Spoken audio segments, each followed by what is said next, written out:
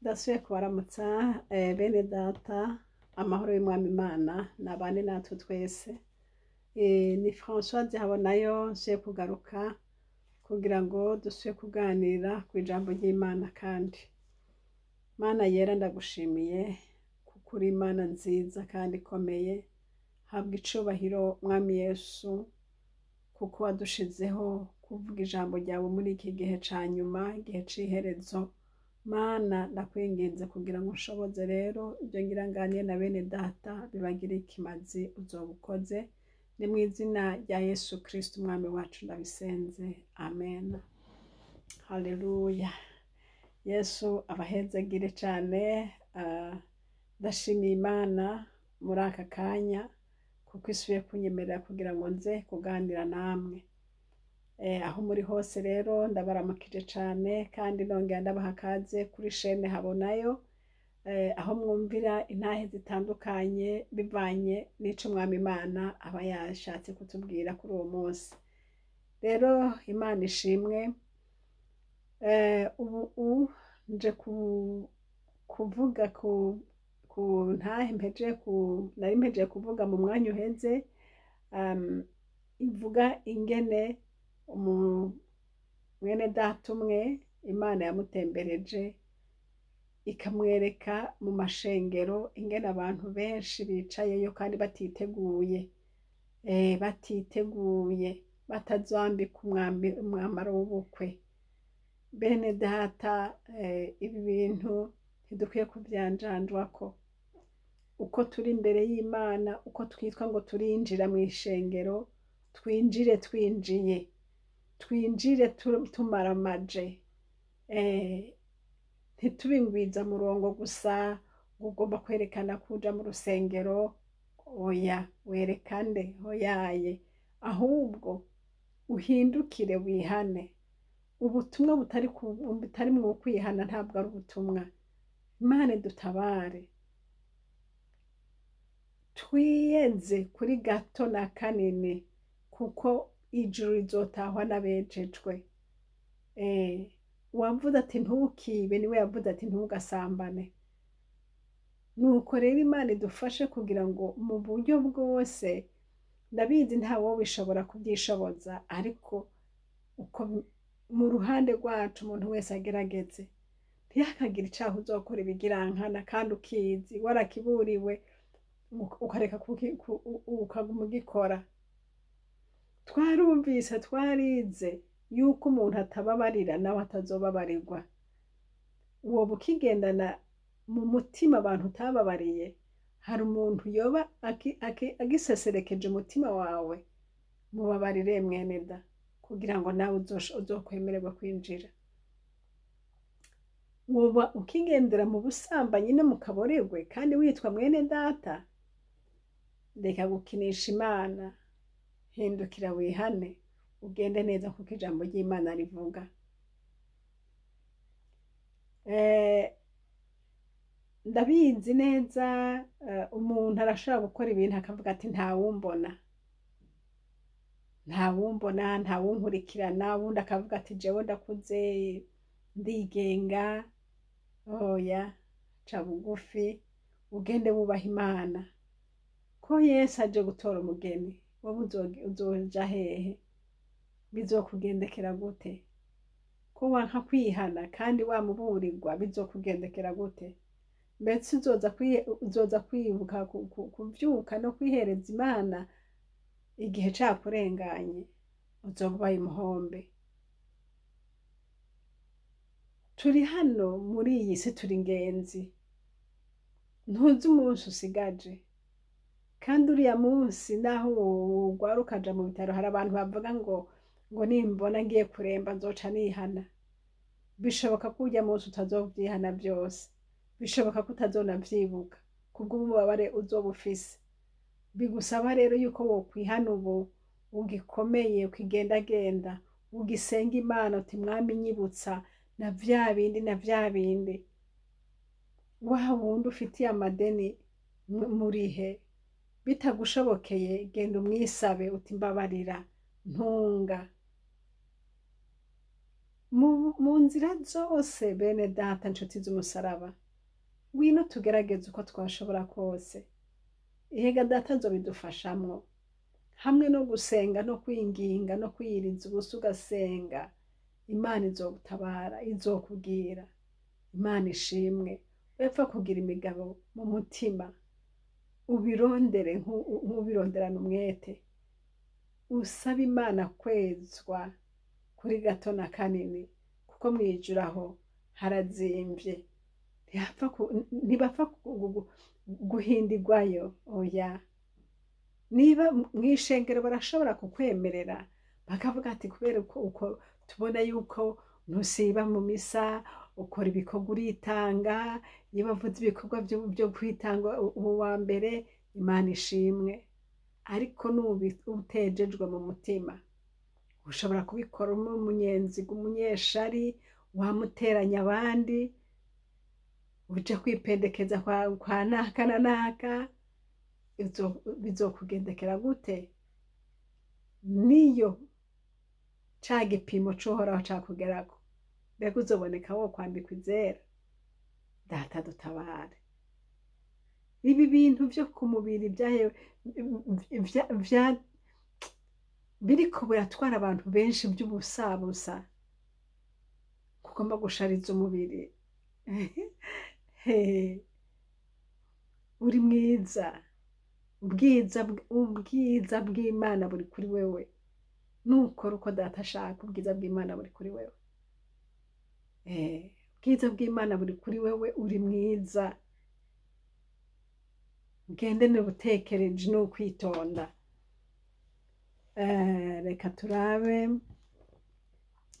ijambo ry'Imana riri muri Petero wa mbere igice ca 3 hariya ku murongo wa 3 ngo ugushaza kwanyu ntikube uko ku rukoba ko gutsiba umushatsi uko kwambara inzahabu canke uko kwambara impuzu nziza ariko kube uko umuntu ahishijwe mu mutima ugushaza kudashira niko mutima w'ubugwaneza utekereje niko kw'igiciro kinini imbere y'Imana haleluya niko abagore bera bizigira Imana bashaza kera bagamburukira abagabo babo nk'uko Sara yumvira Aburahamu akamwita umwami wiwe namwe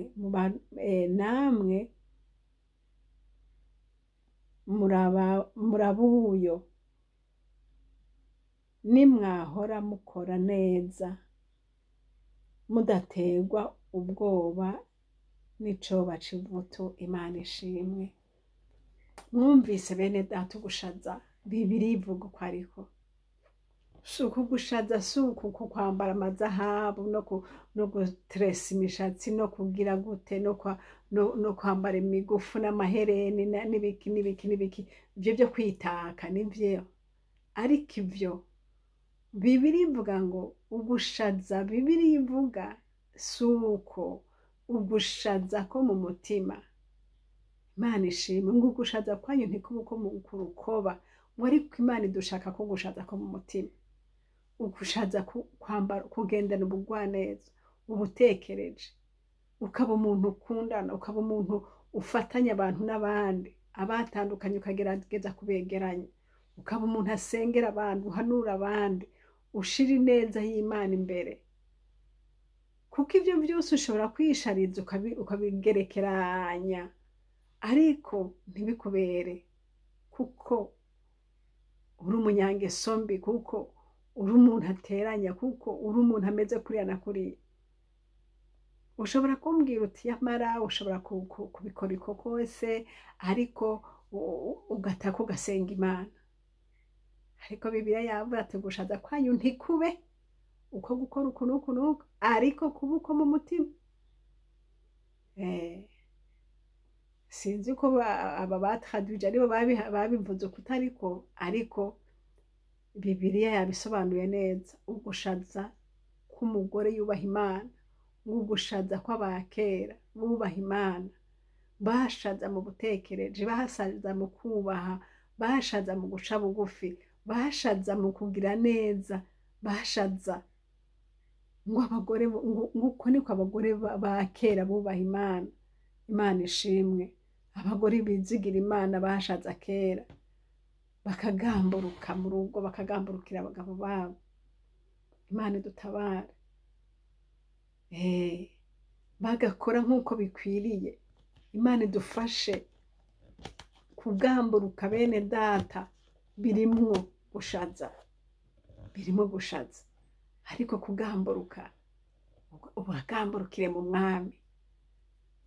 Ntuzi ubagamburukire, ubagamburukire mu mwami, kuko hari ikindi gihe ushobora kuvuga uti ndiko ndamugamburukira, ariko ugasanga ukoze nk'uko Bibiliya yakubujije, ico Imana yakubujije. Rero ntiwoza kuvuga ngo nagamburutse kandi wakoze ico umwami yakubujije, ko twese turi bene data, turaba umwami. Mu mwami wacu rero tukomeze kubahana, tukomeze kugamburuka, tukomeze gukundana. Imana ishimwe.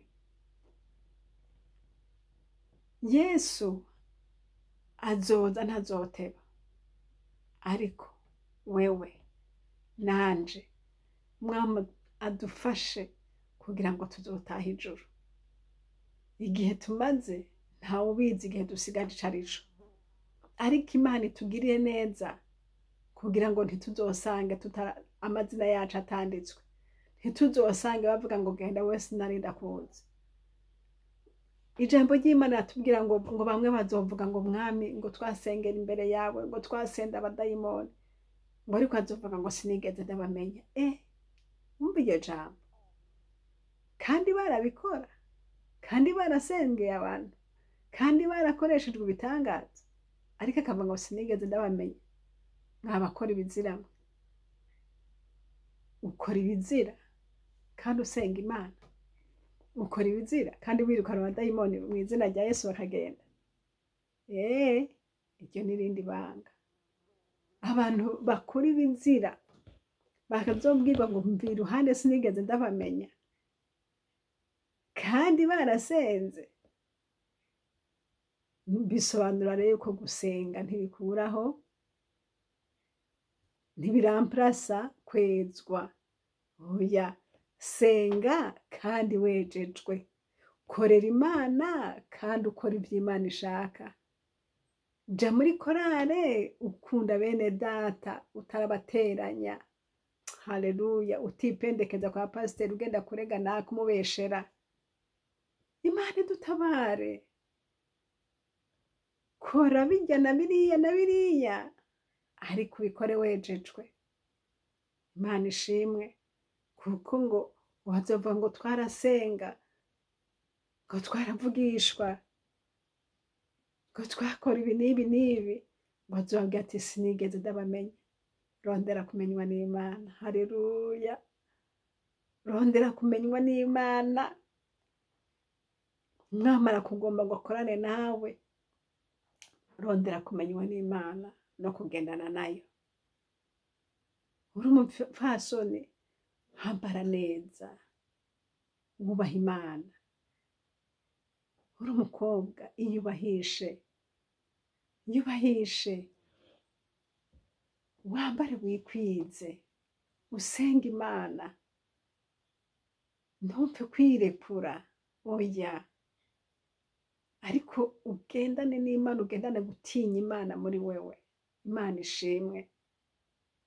Abandi bazokubwira ngo umupezane, ngo wowe ngo vyeherabe, ariko ndabizi bazogukunda bamaze kubona uri umunyangeso nziza, bamaze kubona babandi bameze gutya na gutya, ingeso zabo ziterekana ubwiza bwabo. Ingeso nizo zerekana ubwiza. Haleluya. Ingeso nizo zerekana ubwiza. Imana rero idutabare, Imana idufashe, Imana idukomeze, Imana iduhe kwezwa no gutungana, Imana iduhe guhinduka rwose, dukora ivyera kandi twaramaze kwezwa. Imana nibaha umugisha. Mwari kumwe na Françoise Habonayo. Nomero za telefone ni za zindi, ni +46 768 0065 46. kandi iyi shene turiko ni shene Habonayo. Imana iduhana umugisha. Mana urakoze kugomba ko twera, ugomba ko dukora ivyera kandi twejejwe. Ugomba mwami Yesu Kristo ko turirimba tugasenga tukavuga ubutumwa twejejwe. Utazohava utubwira ngo mva imbere mwabakora ibiziramwe. Kristo ndakwinginze, mwene data nyumvise, umuhe kwitegura rwose kugira ngo ntazosigare, mu izina rya Yesu. Mana, nta muntu azi igihe azovira kuri iyi si. Urupfu rushaka kutujana umwanya uriho wose. Nico gituma ndakwinginze mwami ngo mwene data nyumvise areke gukinisha ivy'Imana. Ubwo umuntu avuga Imana yivuge yejejwe, ata jambo rimucira urubanza mu vyo ariko aravuga. Ndabigushimiye Yesu, urushizeho kutugendera, kandi mpwemu yera rushizeho kumurika mu mitima yacu. Hezagira bene data mwami Yesu bumvise izi nkuru z'ivyawe. Mwami Imana, ubahe kwitegura rwose no gusenga kugira ngo ikibatandukanye nawe cose gikurweho. Ndabigushimiye ko vyumvise kandi kubikoze mu izina ryawe ryera Yesu. Amen.